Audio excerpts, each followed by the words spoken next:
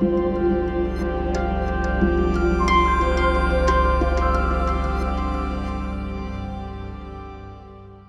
name is Jeanne-Marie Owens. I'm the head of operations for Phoenix Labs. We make a game called Dauntless. I've been with the company since we founded back in 2014, having started my career about 15 years ago at BioWare and then moving to EA Canada after that. I have been a nerd herder as long as I can remember, and along the way I also got to become a baby herder. I have a 9.5-year-old and a 6-year-old, and Phoenix Labs is my middle child. And so we wanted to come bring this group of folks together today to talk about the challenges of being mothers in the games industry when you are a minority within a minority. So we've brought together 4 great panelists to talk to you today about their experiences. I'll go through and introduce them first. Then we'll go into our discussion questions, and then there will be time for Q&A at the end. We were thinking we'll stop at about 1:45, so if you do have a question, feel free to line up at that time, and we'd love to answer your questions. So our first panelist is LaToya Peterson. She is our newest panelist to games. Prior to that, where she is a co-founder of Glow Up Games. She's the CXO there, and prior to that, she worked in news at places like ESPN and Al Jazeera. She also has the youngest child on our panel with a 6-month-old, and we're grateful that she was able to join us despite that today. She also has an 8-year-old. Jenny Lees made the longest trip to join us today from our panel, coming over from Brighton, England, where she works at Boss Alien. Oh, thanks. Yeah, I'm super pro. She works at Boss Alien, where she leads engineering on Star Wars Hunters. Prior to that, she was stateside in LA working at Riot Games and has one daughter who is about 2 years old. Georgina is our Canadian panelist, coming down from Vancouver like myself. She started her career in games as a programmer, and over the last decade has grown through many leadership roles. Currently serves as the principal producer of core technology at Relic, which is what the slide says, if I change it. And her kids are 9 and 12, and it gives us, the rest of us, a lot of hope that things do actually get better along the way. And lastly, Charlene Lescamph, who is the senior concept artist with me at Phoenix Labs and the reason that today's panel exists. She had the bravery to stand up and say, I think this is something that we should talk about more, but I'm not sure what the right format is. When she's not coming up with amazing GDC topics or drawing beautiful pictures, she's keeping up with her 2- and 4-year-old boys. Before we continue, I just wanted to really acknowledge that throughout this presentation, we are going to use terms like motherhood, maternity leave, and woman, because those are the lived experiences that we are able to represent. We understand that these issues affect a lot of groups of people outside of women and people who identify as female, and that a lot of single dads also struggle with some of these types of industry issues. But for us to speak of our lived experiences, we want to use the words that are correct for us. So that is what you will hear us referring to. There are a lot of groups that could benefit from some of the adaptations and improvements that we're going to talk about today, and in general, most things in advocacy, when we improve things for one group, we improve things for all groups. So as context setting, I'll let each of the panelists give you a small summary of what their maternity leave experience and return to work has been, as we come from a lot of different countries and experiences, and that context really affects the way that our motherhood experiences have happened and the challenges that we've faced. So we'll start with Charlene. So I had 2 maternity leaves. The first one was in 2017, and my second one was right at the beginning of the pandemic in 2020.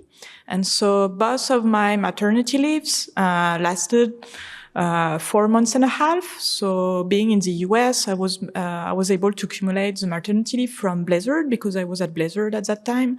Maternity leave from Californian state, short-term disability leave, and long-term disability leave. And so during my first maternity leave, my husband, because of visa issues, was not allowed to work. So basically, after I came back to work, he stayed with my older one, which was incredibly helpful. And for my second maternity leave, when I came back to work, it was way more challenging, because we were in summer 2020. We were right at the middle of the pandemic, so all the daycares were closed. Everybody had to work from home. Plus, because California, there were fires everywhere. And so we had absolutely no escape. My husband had found a work at that time. So just picture that. We were two parents working in the living room with two young kids, with all the playgrounds closed, all the daycare closed. And it was one of the most stressful years in my life. Thankfully, now it's way better. I'm working from home, but my kids are both at school and daycare, so now it's a way more balanced life for sure. I think you may have developed the patience of a saint through that year. Georgina, how about you? Yeah. Hi, everyone. Nice to see all of you here. It's wonderful that you've come and to see you in person. So for my story, I started out in the games industry as a programmer. I worked as a programmer, a lead programmer, and then a technical project manager when I had my daughter.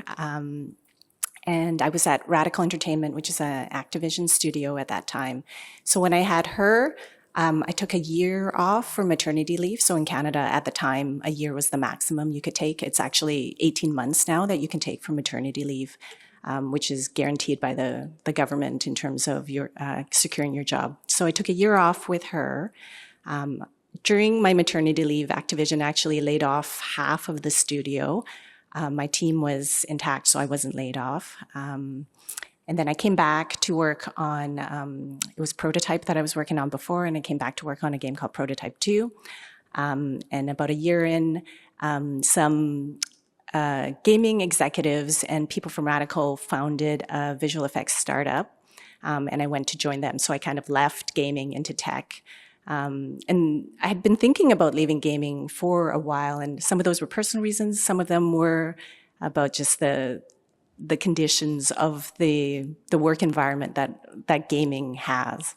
So I went and joined that VFX startup. About a year later, I had my son, also took a year off for maternity leave, went back. I ended up spending 8 years outside of games, and then joined games again about 2.5 years ago at Radical Entertainment. Thanks. LaToya? Cool. Before I start, so hi, I'm LaToya Peterson, co-founder of Glow Up Games. Mituka and Dacre, my other fantastic film founders right here. I'd like to acknowledge the often invisible labor that allows us to come and do these types of things. So over in the corner, in the yellow, is Chiquita from Kitty Corp. And so GDC actually provides childcare. She's holding my 7-month-old son, Gabe. And they are a part of this as well to allow us to be on stage. Frequently, this is labor of women and frequently women of color. So just want to acknowledge that. In terms of my maternity leave story, so the first son that I have, my son Gavin, who's pictured here, who's 8, I was working in news, which is very 24 hours, a lot of very high pressure environment. And I had the standard American maternity leave, which is 4 months. And there is no guaranteed maternity leave in America. It's not a thing that, in the United States, I should say, it's not a thing that is mandated. You normally get 12 unpaid weeks, and that's all that you're mandated. So that was fairly generous, considering. It's interesting when I hear my colleagues on the panel be like, oh yeah, a year or 2 years. Not a thing that can happen.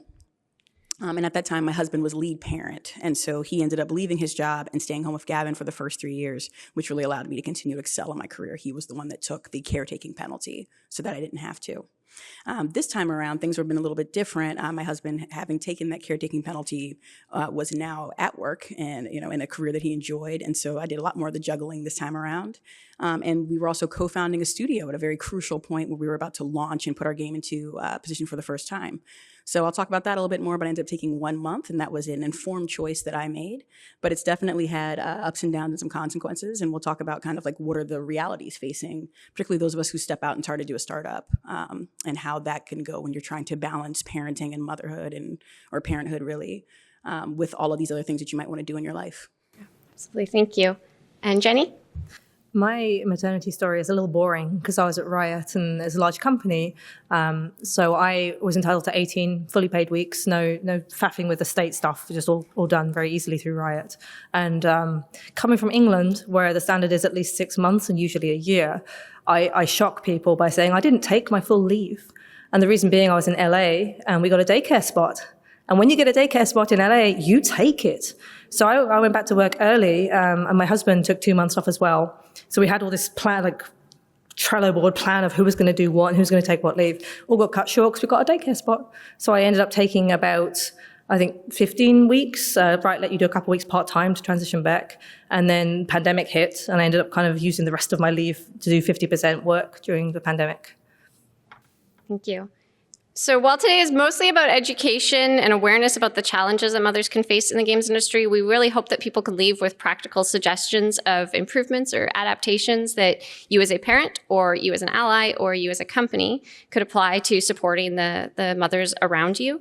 So for the first question that I really wanted the panel to go through, I'm wondering, what did you feel like was the biggest challenge that you have or are facing as a mother working in games? And we'll go to LaToya first. Yeah, the games industry doesn't have a lot of acknowledgement of just that kind of a level of workload that they're asking people to do. We talk a lot about crunch. We talk a lot about all these different pieces of it. But when I came from film and I came from television, there's a lot more of a conversation around kind of things like core hours, where you're not penalizing parents for not being able to make an early morning meeting or a late evening meeting because it's conflicting with daycare. Like those kinds of conversations haven't seemed to quite happen yet in the games industry in the way they have in TV and film. Charlene? For me, one of the bigger challenge was definitely the lack of sleep. Generally, I would say before 6 months, it is rare that babies can sleep a whole night. But because I was in the US, I was not able to take a 6 months maternity leave.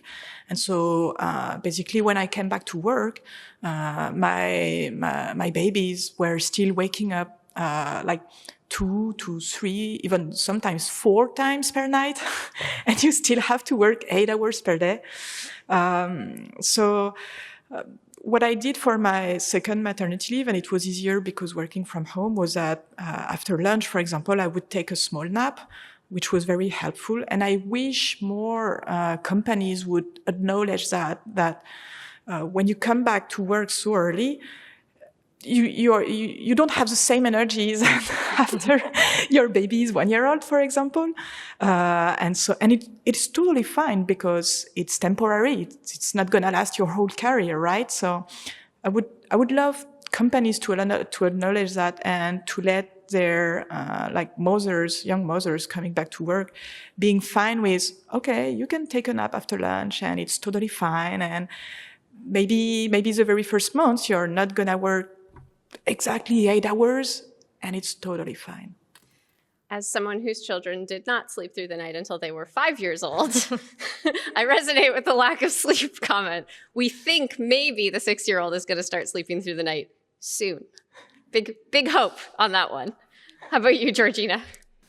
One of the challenges was childcare. So I think for everybody, every new parent, what do you do with your young child, regardless if they're 4 months or a year or 2 years? How do you do that? In a lot of cities, it's expensive. In Vancouver, it's very expensive. Our solution, we were actually very fortunate to have family help out. So we pieced it together. My husband took Sundays and Mondays off. So I worked Monday to Friday. So he had Monday. My mom helped with 3 days of the week, and his parents helped with a day of the week. So it sounds kind of like ideal, like, wow, it's amazing. But it's also challenging because they're not, like if you have a childcare center, it can actually be stable, right? There's this person or this organization that's responsible for childcare. Grandparents can be flaky, right? Like my mom took 5 weeks of holiday, and so she went on vacation. What do you do with your young child for 5 weeks? How do you find temporary part-time childcare in that situation? The grandparents also lived half an hour outside of the city, and we lived right by our workplaces. So my husband would drive my daughter out to the grandparents in the morning, and then after work, I would walk home, which was 10 minutes away, and I'd drive out half an hour and have dinner with my mom and bathe her and put her into her pajamas and then drive home and carefully transfer her from the car seat into the crib and hope she doesn't wake up. And you do that for as long as it takes. It's kind of crazy because you're just on this crazy cycle of working all day, running at the door. You got all the time booked afterwards. You figure it out, you collapse exhausted, and then you do it again the next day. So I think that's my childcare story, which was, it was turbulent. think so many of those challenges in the moment, you're just doing it. It's just one foot after the other. And then in reflection, 5 years later, you're like, that was insane. Yeah, that was How did I do that? You're just like, yeah. How about you, Jenny? We had the opposite problem in terms of we were, as many of us do, we moved to work at a studio and we had no support system at all. And we had to grow one organically by paying people money mostly. But the thing I really want to talk about that I found challenging is the whole, and people don't talk about this enough, I don't think, is actually getting to the point where you have a baby is work. Being pregnant is work. I couldn't take medication that I need to help me actually function. I had doctor's appointments all the time. I was high risk. And then I've had 2 miscarriages, which is not something I tell my boss about because you don't necessarily want to be like, hey boss, I'm going to procreate and bugger off for 6 months. So balancing these crazy unfair equations in your head of do I tell work that I'm struggling with this thing? Or will they see me differently? Will it hurt my promotion prospects? And, I just turned 40. It took me a while to get around to the whole children thing. So I'm very attached to my career and I'd like to keep it, thank you. So I think, looking at things like the overhead and emotional strain of trying to get pregnant, having miscarriages, IVF, and then when you do finally get pregnant, you're like, is everything okay? And just that constant anxiety and extra load you're carrying around that, your partner's doing their best, but they're not living it every day the same way you are. So if any of folks in the room resonate with this, I've been there, happy to talk to you. It can be easier than my journey. It can be harder than my journey, but it's not always Hollywood, I will say that. And I found that I walked into that whole process not really knowing anybody who'd been in my shoes and not having anyone to talk to and having to build online support networks through Reddit mostly to help me get through it all. And now I try and talk about it more so people realize, yeah, I'm not the only person doing this, having this problem, having these experiences. But it was very isolating at the time. I remember being the only person at the company who was pregnant or had the only woman going through that and having to leave meetings to go throw up in the bathroom and then coming back and trying to be ready to go and on it and not skip a beat, but also just being exhausted and your ankles hurt and pregnancy was exhausting and you didn't want to bring it up around folks. It was really, really challenging. I super resonate with that. Mat leave options can really vary, though, depending on what city or what state you're in and what your company offers or doesn't offer to top up or support you in that way. And so I think that you're also balancing those decisions with where you happen to be in a project's life cycle and what type of work you do and when might be the most optimal time to disappear for mat leave or not. And I can't be the only person who has tried to calculate back from a ship date. Okay, well, I need to be back 2 months in advance. And so 9 months before that, but then put in some weeks for buffer in case baby comes early or late. And when should I aim to get back at the right moment? And then a project slips its ship date and all your math goes out the window anyways. So one of the things that is challenging is that, as we've heard, it's not necessarily common for women to be going on maternity leave or going through these moments in their companies. And so one of the things that we're hoping is that, what can companies do and what can non-parent allies do to help normalize the idea of maternity leave to make those transitions feel smoother or more organic as a part of the company instead of these weird, carefully planned and highly controversial moments. Georgina, to you. Okay. I think you may have heard reports of countries that have more paternity leave. So I want to talk about paternity leave. When I think about the Scandinavian countries, I think it's quite accepted that men take longer paternity leaves, and there's a lot of benefits for women in the workforce by men taking paternity leave, as well as for the families and for the community at large. In Canada, we do support paternity leave, there's government support for it. But typically, in my experience, men in the game dev industry who have taken pat leave take about a month of time off to be with their child. So I wanted to share this story with you of the technical director at Relic.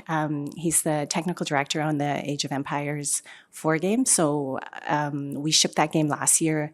I don't know if any of you know it. It's a real-time strategy game, massive game, shipped really well. The team did a fantastic job with it. So 2 years before the ship date, the technical director's wife was pregnant, and they decided that he was going to take 6 months of paternity leave. So she was going to take the first 6 months off to be with the baby, and then he was going to take the latter 6 months and be the full-time childcare while she went back to work. So they went and did that, and in hindsight now, there were successes from his story. So for himself, he was actually surprised that he needed a mental break after working on this game, which was 5 years in development, very intense, back-to-back development. And for him to take 6 months off actually gave him time to just have something different to think about. So that was a real personal wellness benefit for him. And he also got to spend a significant amount of time with his baby. There's nothing quite like being the primary caregiver of a tiny little person that changes you. And so that was something very special for him to do. For his wife, obviously, she got to go back to work 6 months earlier and continue her career. So for his family, it was great. For the Age of Empires team, what they needed to do was create a transition plan. So they knew he was going to be taking 6 months off. It was stressful for the team, but they looked at who would take on the responsibilities. He has a big job. That work was spread around, and an acting TD was selected to cover for him while he was on his paternity leave. So that acting TD got an opportunity to step up, to shine. He had a huge impact on the game. And it furthered his career. He got a promotion out of it. So it opened up an opportunity for a new role.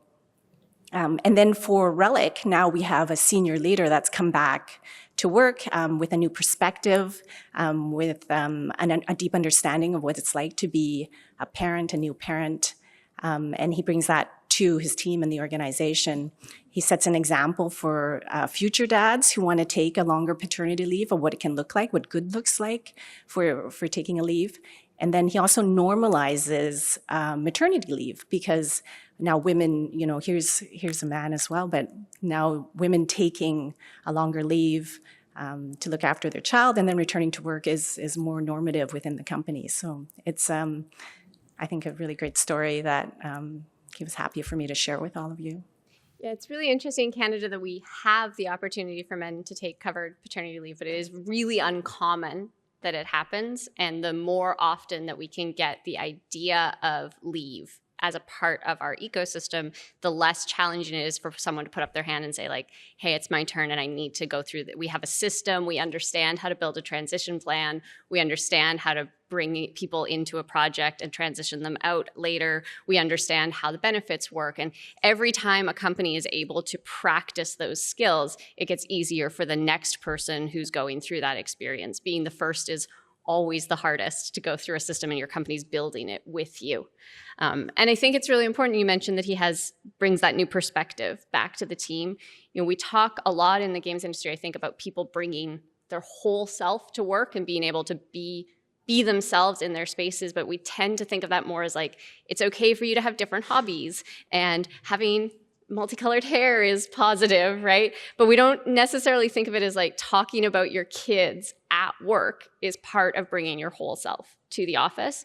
And throughout my career, one of the things that I've tried to normalize is discussing my children actively in regards to my work day and in regards to the work I do, and encouraging other people to talk about their kids as well, so that the idea that we are parents in addition to game developers is just part of our regular discourse, instead of this weird thing that we kind of try to pretend isn't distracting us or isn't taking up any time. And, I'm on top of it. I can do everything 100%. It's like kids are a drain on our emotional energy, our mental energy, our sleep patterns. And the more that we can make that a part of the conversation, I think that we can normalize the idea of multifaceted humans in the workplace. But I think that regardless of how much time somebody ends up taking off, most of us end up having to do that transition back from I'm at home full time as a primary caregiver, not thinking about game development, getting a new perspective, to I'm working 8 hours a day and I'm balancing childcare needs, and I'm trying to figure out what to do on sick days and pro D days and the summer break and the spring break and the Christmas break. And that transitional period can be really challenging. And I'm wondering, Charlene, what did you do or do you wish that you had done to better prep yourself for that change? I think I was able to get a good preparation about that. Like for my first maternity leave, what I made is that I actively discussed once I said to my leads that okay, I'm pregnant, and so in a few months I'm gonna give birth, and my maternity leave is gonna last that amount of time. Right after that, we started to discuss about getting a more flexible schedule. And so basically, when I was on Hearthstone at Blizzard, we were lucky to have very good management and leadership. And so when I came back to work in 2018, I was working from 7 a.m. to 4 p.m. So basically, I was the only one with our art director at 7 a.m. because he was an early bird too. While most of the team, most of the Hearthstone team was arriving at work around 10 a.m., something like that. And so I had also pumped a bunch of milk when I was still at home during the maternity leave, because for me breastfeeding was very important. And in addition to that, there was a pumping room at Blizzard in each building, I think. So when I came back to work, I was sure that I would have some milk in advance. So if I was too stressed, to pump at work, I still would have 1 week, of milk already ready. And thanks to that pumping room, then I was able to breastfeed my older one until 2 years old. So that was very helpful. Like that's an advice I would give to future mothers or wannabe mothers. Try to discuss about that with your management and your leadership, because preparing that in advance, having time and like the flexible schedule is definitely going to be very helpful for you. I was so happy. Like I was just a half hour working from work, and so being able to see your kids at 4:30 and not just for the bedtime was so amazing.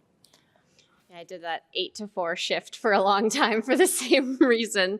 You mentioned this idea of flexible schedules, and I think that it's a statement that is very, very clear now that COVID has had a huge effect on working configurations and how we think about work and the division of where we spend our time that is different than several years ago when we were maybe going through that with our children the first time. At a holistic, project level, I would say that making games with everyone fully remotely is still a lot more difficult than making them in person. Most games have ended up shipping slip dates over the last 2 years. It's been really challenging on a lot of fronts for a lot of people on project levels, but at individual levels, there are a lot of individuals who have thrived working from home more than they did working in an office space. And I think for a lot of parents, it's been more of a mixed bag of blessings and curses over the last 2.5 years. For myself, working at home with kids was very challenging because regardless of whether another parent was already in the space, they expected me to be the primary parent. And spending 8 hours a day on Zoom meant that was either I was not paying attention to my meetings or I was not paying attention to my kids, but everybody was feeling disappointed with the amount of focus that they were getting. And it wasn't like I could just push that time into the evenings or the weekends because it was all time that had to be overlapping with other humans. So for me, being able to return to the office was a huge mental health improvement. And my kids were a lot happier because the primary parent was focused on them. They had caregiving that was not distracted by Slack or Zoom or so on. But it's really varied for people what that experience has been like. And so I put to the whole panel, what have those pros and cons been for you in working at home through COVID? Jenny. I relocated countries during COVID, so it was definitely an interesting experience. I think, coming back from maternity leave right before the pandemic, about 6 months before, I guess, and then having to ship a game during COVID from home while everyone's still figuring everything out with all the daycare shut was stressful. But I think I've got to a really good steady state now, and it's a double-edged sword, flexibility.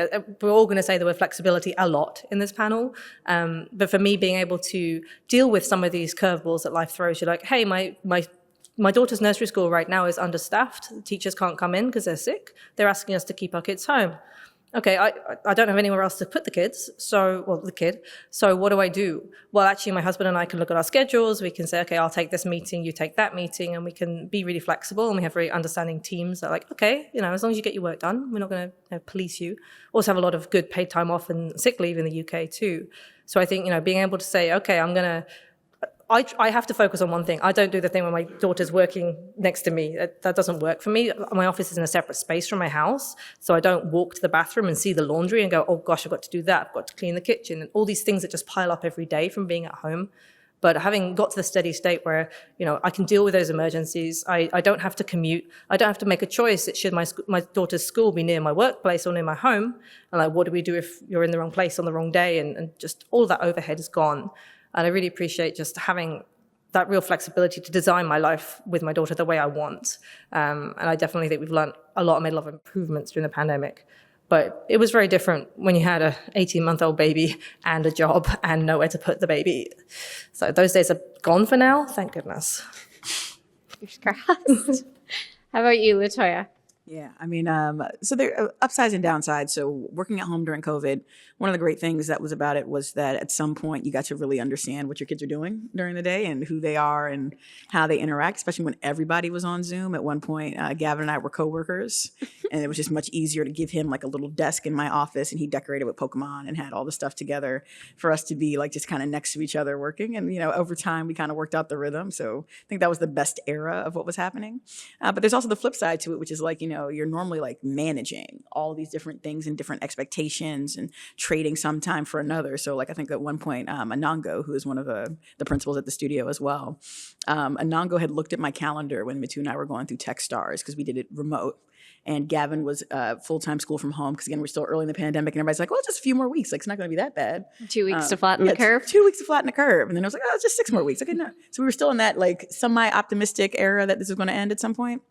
And at one point, Anango looked at my calendar and she was like, that's not humanly possible. Like, she was like, it's just all conflicts. It's just all just different blocks of people's conflicts. And I was like, yeah, that's how my life feels right now.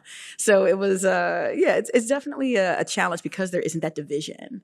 And that Jenny was talking about earlier, there's not that division between like, okay, here's when I am working and here's when I'm at home. Everything is kind of crashing together all the time. And you're just trying to carve out a buffer for deep work. I feel like as a writer, I haven't had headspace in 2 years to be able to like deeply sit down and do anything without something pulling at my attention. But on the flip side, I also don't have a commute anymore. We're not at risk in the same way of like going out into the world every single day. So, there's plus sides and downsides. I know when my son went back to school after COVID, I found in some ways I kind of missed it because at least I knew like where he was and that he was safe. And then like the post-COVID world is very, very different than I think the environment that we started in. And so really negotiating that has been almost more stressful than keeping him at home with me, even though there were definitely rough days. Definitely trade-offs. I like that you mentioned the idea of competing conflicts all the time because I feel like as a parent, there is no concept of free time left. There's just choosing which thing you aren't going to do in what order and trying to decide what goes to the bottom of your must-cow list and what goes to the top and just balancing all of the needs and conflicts. There have been quite a few times my husband has found me passed out in front of the laptop open on the bed somewhere where I was like, I can just do this one more. Charlene, how about for you? For me, I would say it definitely has been more challenging than having kids outside. Like, I love working from home, but it's way easier to have them in daycare, especially in the afternoon. Like, you need a time to focus on. And so when you have 2 young kids screaming behind you during the meetings, that's definitely challenging, but some things that I really enjoyed, even though 2020 was an apocalyptic year for me, was that it definitely made breastfeeding easier, because being in the same room than my younger one was definitely easier. But yeah, I hope this won't happen too often. Hopefully. I hope this is the last year like that. So say we all. Georgina? Mine's a little bit different because my kids are older. So at 9 and 12, they're obviously much more self-sufficient. So the first year, we're all transitioning and it's COVID and they stayed at home for 5 months, homeschooling and challenging. But I would say overall, there's just been a net benefit. I live over an hour's commute, hour and 15-minute commute from the office. And so that means working from home, I get 12 hours back in a week, which is incredible amount of time. It means I'm having dinner with my family every night. And I've always worked outside of the home. So this has been a very different experience for me. And it's with my children, the age they are, it's been fantastic to be, together a lot more. And yeah, and so at this age, I would say there are a lot more pros than cons. Yeah. I like that you mentioned the commute. I think that your relationship to your commute as a parent really changes depending on how long it is. For you, an hour commute is a huge amount of time lost from seeing your family and getting to have dinner with them. I'm really fortunate to have a 15-minute commute, and I love my commute. It's the greatest 30 minutes of my day. It's silent. There's no one. I just get to sit alone in a bubble, and sometimes I have a cup of coffee. No one can talk to me. I can't get a Slack notification. It's just this absolute peace for 15 minutes. And I never appreciated that. Pre-pandemic commutes were like, I'm rushing to drop off at daycare and then school and then this and then that. And it wasn't until I had worked from home and returned to commuting that I began to appreciate those 15 minutes a day for what they were. And we mentioned a little bit earlier this idea of like juggling multiple priorities. And I'm sure lots of folks have heard this joke that comes across that, if you want something done, give it to a mother. There's this idea that we have a superhuman ability to juggle priorities that other people don't, and mothers will figure it out if you give it to them to solve. And I think there's some truth in that and maybe some not. So I'm curious, Jenny, do you feel like becoming a parent has made you better at your job in any ways? I think so. I think there's a lot of things that change when you become a parent. And for me, one of them was just setting a lot stronger boundaries around my work and saying, I have to get off work and go pick up my kid. For me, one of my strong boundaries is I do family dinner, I do bedtime. And if someone schedules a meeting during that time, I'm like, nope. And it's taken some training to make sure that doesn't happen, especially because I work a lot with the US and they're awake and working. But getting to that point where you're like, no, I've got that boundary. I prioritize ruthlessly. And I think this goes for all parents. Like, we've all had to learn this new job very quickly, and it changes every day. And just when you think you figured it out, your kid grows up a little bit older and learns a new skill, and you're like, oh, how do I deal with this? And just that whole confidence that I can figure things out and I've got it. But I will say I'm in a lead role in engineering. And so my job is pastoral. I look after people. I grow their careers. I solve lots of crazy crisis problems every day. And I have a lot of flexibility and do a lot of meetings.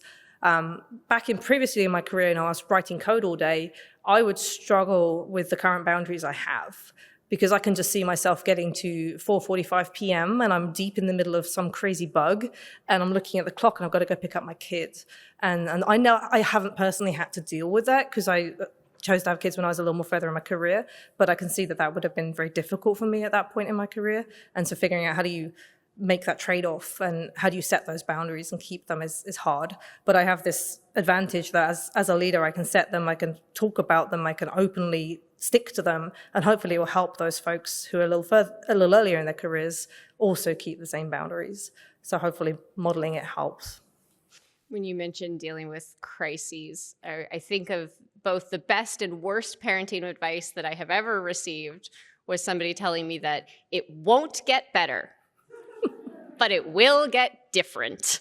And at the time, I was deeply depressed when they told me that. And over time, I've actually become to take that as an extremely positive mantra that, like, in this moment, it may feel awful and endless, and it will change. It might be a different awful and endless, but it will change, and it will be a new problem to deal with, and I can just keep putting one foot in front of the other, and we will eventually come through that. Again, Georgina tells us that it gets better. We're very excited for this. And I think that, we've talked about a couple different specific companies that have had good policies or bad policies, but like even if you happen to find a company that really treats maternity and paternity leave as a regular part of that employee life cycle, and you're fortunate enough to get to work in that space, the games industry as a whole tends to have a lot of turnover and a lot of movement and a lot of going from one studio and one project to the next, to the next, to the next. And so you might not get to stay with that group of people for the long term. And I think that we don't necessarily think about the domino downstream effects that that can have on mothers to need to be able to move between projects and studios on a regular basis. And Charlene, I was hoping you might talk to some of those challenges that you saw for you in that cycle of having kids. Oh yeah, definitely. If you ask me, I would have had kids sooner. Like, I feel like you don't have the same energy, the same health at 35 than at 25. And when I was 25, I was ready to have kids. I wish I had them at that time, but I was so scared about the stigma, to have the plan to have kids in my company, because especially at the very beginning of your career, like on an average, you're going to stay 2-3 years. And so after 1 year of experience in a company, you're like, oh, but if I have to tell to my boss that I'm pregnant, sure, they probably won't fire me because there are laws about that, but there's still going to be stigma and like it's going to have an impact on my career and stuff like that. And I really wish we were able to have kids when we feel ready rather than when we feel our company is ready. The point of view of your employer shouldn't have an impact on your desire to have kids or not. I wish companies were more able to help mother and future parents, actually, even for men in that way.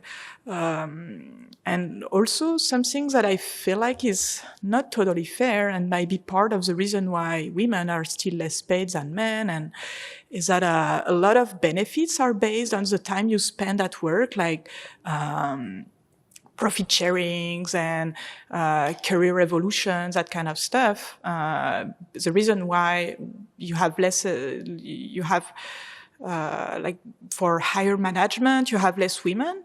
I want to believe it's not because companies are thinking, oh, she's a woman, so she's not going to have, she's not going to be a lead or a director or stuff like that. I don't think it is because of that. I think it's more because when you take a maternity leave, then all these benefits are slowed down, unfortunately. And I wish we would rethink that way. Like we would rethink things about that, like, career improvement, benefits, all this stuff. Maybe it is outdated to think that it should be linked about the time you spend at work. Yeah, that caregiving tax that LaToya referred to, it applies not just to maybe how your salary grows, how your vacation accrues, how bonuses or profit sharing pay out, but it also affects the type of work that you got to do on a project. If you weren't there during ship, you might not get credited on the project, depending on your company's credit policies. You might not also just get the experience of having gone through a ship that you can then take to your next project. So you may be seen as not as capable because you've missed certain parts of a project, and that can affect your career growth opportunities, promotion opportunities, and there's this downstream fall on from choosing to take time off to have kids. And I think that that's one of the things that is hardest to solve because it is the most invisible pieces of the problem. And so, LaToya, one of the reasons that I was so excited to have you come on this panel is that you are a founder at a company, which is a unique space to take in the world. And from your intro, we heard that you talked about taking a very short leave with your second. That resonates a ton with me. I did the exact same thing with my second child. We were a startup. It was limited dollars in the bank account, limited amount of time available to us. So I made the same choice you did. It resonates a ton with me. But you and I have both discussed we're really conscious that that's not the example that we want to set for the teammates who work with us and the women who come after us. And I wonder how you think about balancing that need to bulldoze a path ahead for people while teaching them and setting healthy precedents for them to walk the path that didn't necessarily use the same patterns that we did. Yeah, absolutely. I mean, one of the hardest parts, so, Mitu and I co-founded the first all women of color game studio, and that's a huge accomplishment. There's a lot that comes with that, including not getting the level of funding that, say, white founders who are in similar, quite frankly, sometimes worse positions with less, chops than we had, not being able to have that type of financial buffer that allows you to give generous leave, generous packages, generous comp. And in the interest of also just, being transparent about the things that happen. At the beginning, at the founding of the company, I also had a miscarriage and on the way to a funders meeting. And it was so bad that Mitu actually came to the hospital with me, bringing clothes and stuff like that. And we had to dust off and pick up and keep going the next day. So we've really sacrificed a lot to make Glow Up what it is. And one of the things that we're always conscious of is that we are pushing ourselves to the limits as founders because we know there's no one ahead of us. We have to blaze this trail and keep this thing that we built going and keep it alive. And so when I said I made an informed choice to cut my maternity short, I knew what was going to happen. I knew that maybe my milk supply wouldn't come in the same way. I knew that, I was going to be cutting time with, the newborn. I knew these things were going to happen. I also knew that we had come so far and we were at this crucial point we needed to ship, and we just had to figure this out. But you don't want to show that to your younger employees or to folks coming up because you don't want them to think that that's what it's going to take or that it's normal. And it's been really difficult, particularly because the values that we want to live and the experiences that we have or that we want to give people more. And then financially, you can't always. So one of the big things that we do at the company is mental health days. We can gift you some time. And especially when things get very heavy in the world, sometimes we'll just be okay, we're going to shut down the studio 2 weeks from now for a day so we can all just kind of recover. And that's a thing that we can do that doesn't take huge financial resources. But we're also trying to always be cognizant of it, just the fact that, as founders, Mitu and I are on 24/7 and just doing stuff. I'm rolling meetings and changing diapers and running down the street and trying to make all of this stuff work because we're in the middle of so many things. But, we have a pregnant employee right now, and we're struggling because, again, there's not that structural support in the United States for just about anything, anything at all, but particularly for parents in the workforce where it's this employee is a contractor because we couldn't make her W-2. Is she even eligible for short-term disability insurance? Are we going to tell her that, okay, we will give you the 4 months off, but it has to be unpaid because we don't know if we have these funds? Is it, how can we help you? And there are certain things that, we just can't even do because of the structure of the system that we're working in. So I think it's, it's a mandate on our side to make sure that we are, as much as we need to push and innovate in the game space and do things we want to do, also being there to innovate on the side of these are the things that need to change because we want to show that we can have a healthy environment for people who want to have families and that we have a healthy environment for all of our employees overall. But it's a difficult balancing act, and there's sometimes we do have to kind of explicitly be okay, do as I say and not as I do. We're going to send you home. We're going to keep working. We don't want you to do that because we already paid this price for you. I think a lot of parenting is also do what I say, not what I do, especially when it comes to snacks after bedtime. It was seriously. In just in putting together this panel and finding folks to come talk about the issue, it really highlighted the reason we were talking about the issue. It was very challenging for me to find women that I knew who worked in games who didn't work at my company. Georgina and LaToya were both introduced to me by somebody else. Jenny and I connected through a Discord channel for moms who work in the gaming industry and was completely random. We never met until yesterday. We just, through Discord, decided she was going to fly here to do this. And then as moms organizing to come here in person, making sure that there was childcare and groceries and the kids were going to be fed for and the caregiving was in place was a whole set of travel prep that, a lot of our coworkers didn't have to do to be able to come here, and still checking up on our families when we get home. Every part of preparing for this was a reminder of why this was happening. And I think it can often feel very lonely to be that first in the situation going through a process or to be in a minority on your team. And it feels like it's a lot harder to advocate for your needs when you're the only one who has those needs at that given time. And so, Georgina, our last question, and then we'll move to Q&A after that. You're a woman programmer, you're a person of color, you're a mom. You have lived this life of being a minority in so many different ways. You're 20 years into your career now. I wonder when you look back what you would tell your younger self about the journey that you've gone on. Yeah, thanks. I started, my first job as a programmer was at Electronic Arts Canada. There were 2 female programmers. I was one of it out of hundreds of men. So I was often the only woman in a room. I'm very used to that. So that certainly shaped me in my career, and just being used to being, okay, I'm in the minority. I don't have examples that are exactly like me. And, you just pull up your boots and you keep going and you work hard.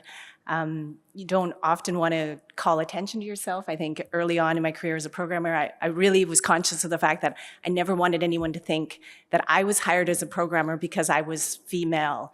And, everybody wants to hire a female programmer because you want to have some diversity in your group. And I never want to be that token. I wanted people to recognize I was there because I was just as good. And I was just as good. And I worked just as hard, if not more, to be there. So certainly that carried over, as a mom. At Radical, I probably wasn't the first to take maternity leave, but I was one of the first.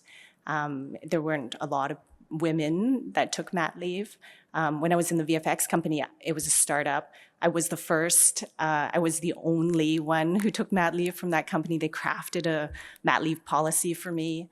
And I think when you're in that position, I had that feeling of like, I didn't want to be entitled. I didn't want to ask for things, that my colleagues didn't have. The other programmers or managers around me, they didn't ask for flexible working time. They didn't ask for these things. And I didn't feel like that I should ask for those things, because that would have only benefited me. So now, 20 years into my career, I kind of got some perspective.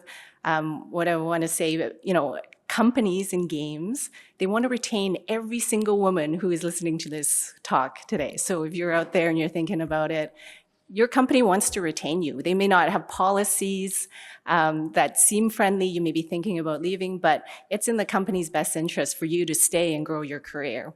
And so, if there is something that would make your life easier, that would make it possible for you to stay, that is a consideration that you should make and talk to your manager.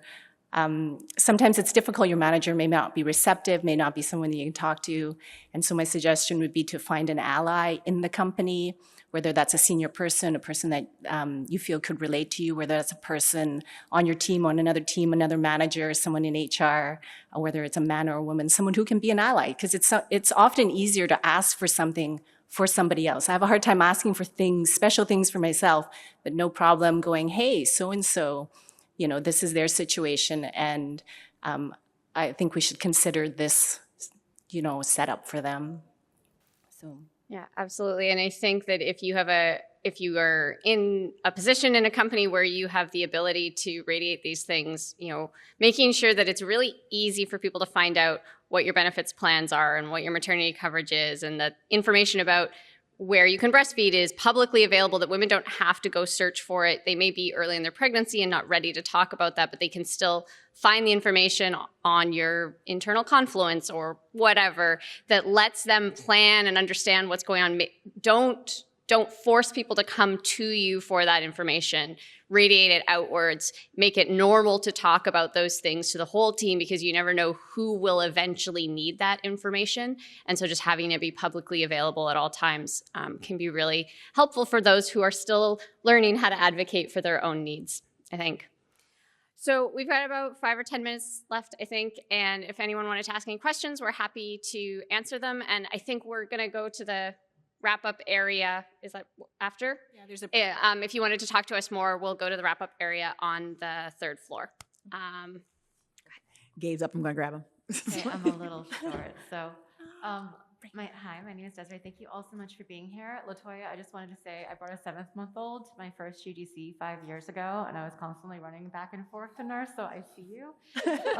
Me Too was actually my academic advisor at NYU when I had my second baby, and I was like waddling into her office to discuss how I was going to handle my schedule when I came back from having the baby. Anyway, something that I've noticed in the conversation about remote work is that before the pandemic, I could not get positions anywhere because they wanted me to move to Barcelona, to Boulder, to wherever it was, Seattle, California. And it kind of broke my heart to see the people who were accepting these roles were often single, young, white men who could afford to uproot their lives, and they didn't have, children that they were going to have to haul out of school or anything else. And I think that kind of gets lost in the conversation about remote when you have all these studios complaining that they're having a hard time finding people for mid-level or senior roles, but they're only willing to consider people who are local or people who can move, who, let's face it, are often either single or men who have wives who are willing to move with them. So I guess my question is, after saying all of that, moving forward, now that we've seen that it's possible to ship titles with hybrid and remote work, how can we sort of advocate for more flexibility that will enable women to not only enter the game industry and stay in the game industry after they have kids, but to thrive? Yeah, I think to your question of like how can we advocate for the ability for folks to work remotely in this post-pandemic world, since that does often benefit women more. One of the ways we do it is by talking about it like this, and by bringing it into our hiring conversations, bringing it into our job requisitions, bringing it to our HR folks, and really consistently bringing the topic up and discussing. It's not, I don't want to work remote because I hate pants. I want to work remote so that I have the ability for my child to stay in the same school system, so that I can pick my kid up from daycare because I live really far from the studio, and really going into the reasons why that benefits people, the types of people it benefits, to your point, the groups of people who are maybe looking for that more than others, and just continuing to just advocate for it and shine that light on the problem set, I think. Very cute, by the way. So I have 4 boys, and right now I'm basically the stay-at-home, work-at-home parent. My wife has a 50, 60-hour-a-week job that she works. So I cook, clean, play. My oldest is homeschooled. He's 13. And in the games industry, it's very competitive to get into it with everybody who, is also very talented as well. There becomes a problem where if I don't have enough time to compete with somebody who has all the time, social life, isn't trying to type while, playing tug of war with something in your teeth with a baby at the same time. The only thing that I've been able to come up with to sort of let people know that, like, I've basically decided to start life on hard mode is just put in my LinkedIn, I've been a dad for 13 years. Struggle with that. What else can you do to sort of portray that this is something that you also have to contend with to sort of give yourself that a boost? Like, perhaps I don't have enough time to have a massive body of work, but I work just as hard, essentially. Yeah, so just to repeat the question in case folks didn't hear it, the idea is like, how can we as parents make ourselves appealing to hiring managers and in the interview process when we may not have the same amount of disposable time to spend on building a portfolio of work? Yeah. Sorry, my voice is very hoarse. No, all good. Jenny? I have a slightly privilege-laden answer there. In engineering, if I were to change jobs and try and do coding properly, I'd have to spend months preparing algorithm questions, and it's the same kind of work as like getting a portfolio together. It's a full-time job to prepare for a software engineering job these days. And so for me, I would do the acid test of like during the interview process, be like, hey, I'm a mom. I don't have time for that. Do you have a different interview process? Have you caught on? It's 2022. And if they say no, I'm like, well, you're probably not going to support me very well as a parent if I do come and work for you. Now, I do think that answers a lot of privilege because I'm a bit more senior and I'm engineering, where a lot of people are starting to change that conversation. But the more that we can, within our companies, and have the parents within those companies advocate for changing the hiring process to be inclusive, to have alternate paths for those that might not have a bunch of time, and to recognize all of the different things that those people can bring to the table, I think we can change, but it's not an overnight thing. So those of us in the room that have that privilege are inside companies and can change the processes. Let's start doing that and making things, when we change it for mothers, we change it for fathers, we change it for everybody. I just want to add quickly, like, just definitely, my husband was lead parent for 3 years. So I understand like how that can be very tough trying to reintegrate or to go back to the workforce. And one of the things that I think works best is that networking and proactively kind of trying to reach out, because you're not going to be able to spend the hours in the portfolio that you used to. You're not going to be able to spend the hours of building new work and doing all the stuff that you need. You want to tell me about it? But one of the things that you can do is definitely figuring out if there are other folks, particularly like prominent folks who talk about having their families in the media, connecting with them, talking to them, because they'll normally also know like, oh, here might be a path to a company that is more flexible and is looking for somebody with your skills. And that's easier than us trying to like just do it in isolation, because you can't compete in the same way anymore. And if you try to do that, you will just drive yourself insane. Yeah, well, I'm there. Thank you. But best of luck. Yes. First and foremost, Latoya, I want to snuggle that baby. Oh. I got to snuggle him last night. He's very snuggleable. Adorable. One of the things that we touched briefly on, Latoya touched briefly on, was mental health days. And one of the things that we haven't touched on is the fact that mental health changes dramatically for mothers.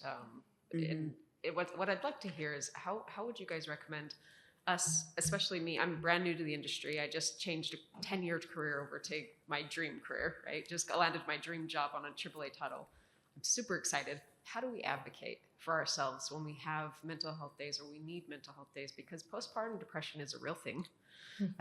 Even mental health, especially for our fathers. I want our fathers to feel very heard, because I've seen so many struggle. Like, we struggle as parents. How do we advocate for ourselves as parents to say, I need a break, I'm having a really hard day, that kind of stuff?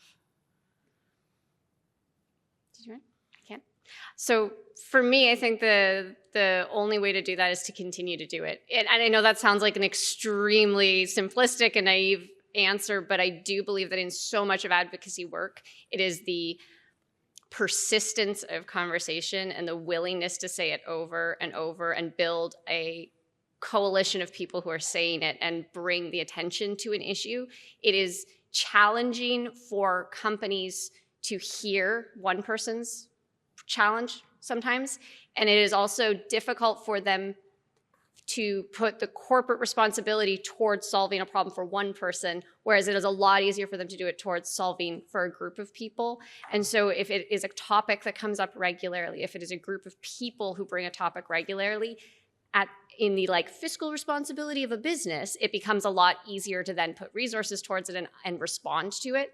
And so I think that sometimes in these issues, it is just the simple persistence of continuing to have those conversations, to bring them to the light. And then for those who are listening today, who are part of companies, to hear your voice saying that and take it back to their companies. And like, I keep hearing people mention this, maybe it's something that we should look into. Maybe it's something that we need to look at our benefits package, our vacation time, our sick policy. And the more that we can spread that voice through, I think the more of a chance we have of bringing the situations to the forefront. Awesome. Thank you for this panel. Yes, thanks. So thank you everyone for joining us today. I really appreciate that you all took your time to come and hear us talk. We'll go upstairs if you wanted to chat any further up in the wrap-up area. And I'm always happy to connect with folks to talk more about this issue, as I'm sure other folks here are outside of GDC as well, so please stay in touch. And if you're looking to find ways to support mothers in your companies or to be supported yourself, I hope that you've been able to take something away today that towards that effort. Thank you.